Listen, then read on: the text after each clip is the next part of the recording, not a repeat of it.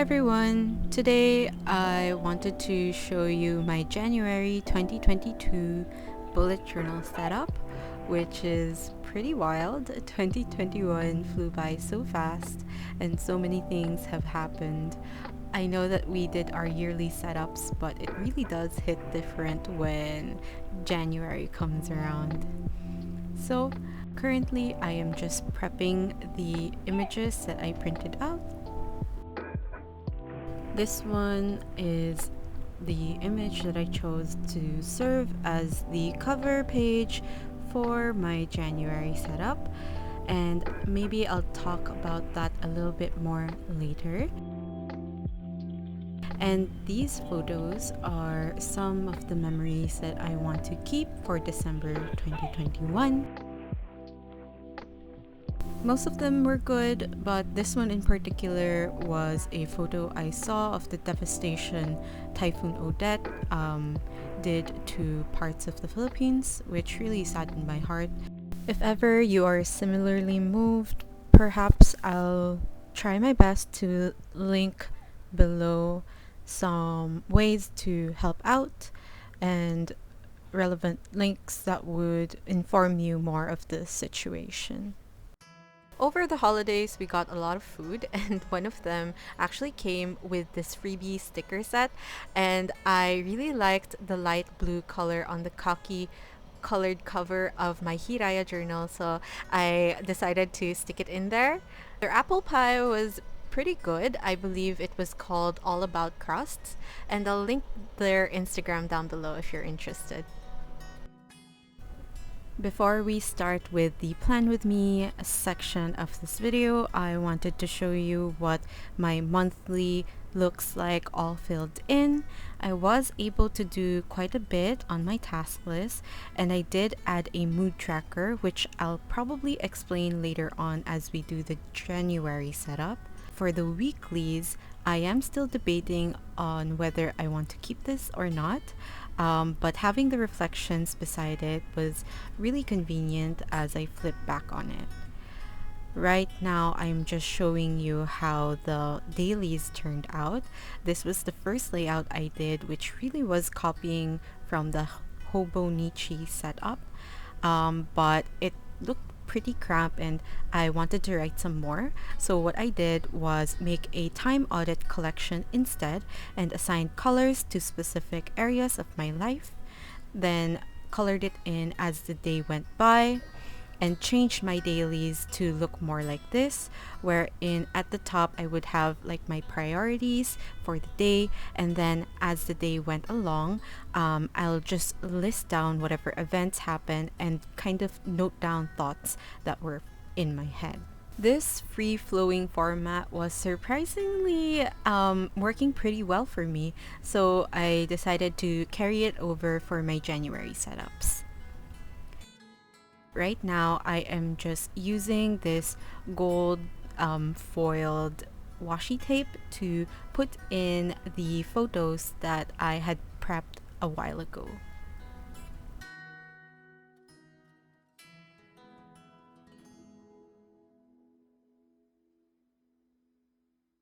I still do have one more week left for my December, so I have allotted a few more spreads for that, and skipped over to the January cover, gluing in the scene from Howl's Moving Castle, which is, again, you've guessed it, a favorite movie of mine that Studio Ghibli did. I'm not quite sure what it is about this scene that attracted me. Perhaps it's because the colors are so vibrant and it just gives me this fresh and new beginning type feeling of adventure and going to unknown places. Something I think everyone can appreciate since we have all been kind of stuck at home for the past 2 years.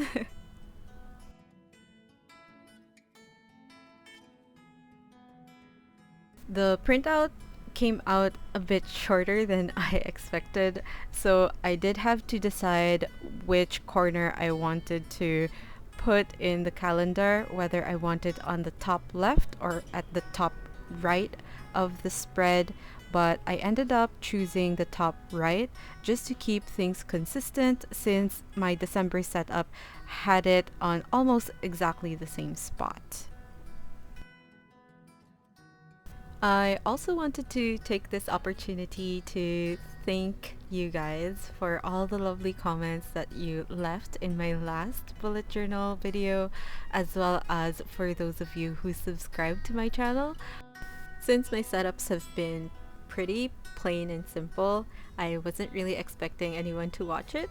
So it really meant a lot to me when people were engaging with my content and motivated me to do another video. So thank you guys. Here I am penciling in my monthly spread, and on the left hand page I am writing in January at the top. Then I numbered the dates 1 through 31 vertically, making sure that I had left 2 boxes for the mood tracker and the signifiers for Mondays through Sunday. There are 5 things that I want to track with my habit tracker. The first one is my skincare, because I've noticed that my skin has been breaking out quite a bit. And I also want to track my junk food and coffee intake, because we will have our fasting week from January 10 to 15, and we do plan to cut down on the caffeine and the salt in our diet. The next is my walk tracker, and this is gonna track whether I walked or not and what time of day I typically walk. Then we have our last, which is my period tracker. For my mood tracker, I just use hearts, and based on how much I shade in the heart, represents how good of a mood I was on that day, or how heavy-hearted I felt on that day. On the right-hand page, I decided to add in a focus section, and I only have 3 focuses for this month, which is number 1, my financial goals, number 2, my family, and number 3 is my personal development. This is a fairly static section, and the function is basically for me to flip back and ask each day if I did anything that would move me forward in any of these areas. Below that is my task list, and I use the same Alistair method as I did in the previous setup. Flipping over, we have something new that I wanted to try, which is a gratitude log. And the layout for this one is basically the same as my monthly overview. I enjoyed having a space where I could summarize my day into 1 sentence, so I thought that perhaps I would be able to keep up with another similar type of spread. So we'll see how that goes. And right now I am just showing you a new stamp set that I recently bought. The previous one didn't have numbers with it, so I searched online for a set with numbers, and this is what I got. But this poor sad box, it's quite difficult to close, and the lock of the box was broken when it came to me. I was pretty happy with the stamp pad that it came with though. While I can't really recommend the seller that I got this from, I'll try to source another seller that might have better reviews and link that down below for you guys. I haven't really changed much for my weeklies, but something that I did discover while I was doing my December ones was how I preferred to write in my weekly reflections page as the week went by, rather than having to sit down on the weekend and reflect all of my questions in one sitting. It's rather more of a spontaneous and organic process for me. Whenever a thought popped up, or a lesson or a realization kind of came to mind, I want to immediately write it down on my weekly reflection so I won't forget it. Similar to what Nathaniel Drew, I think it was his name, does. I plan to kind of use my weekly reflections as a way to fill in my monthly review and just learn more about myself and see how I can live a more intentional life.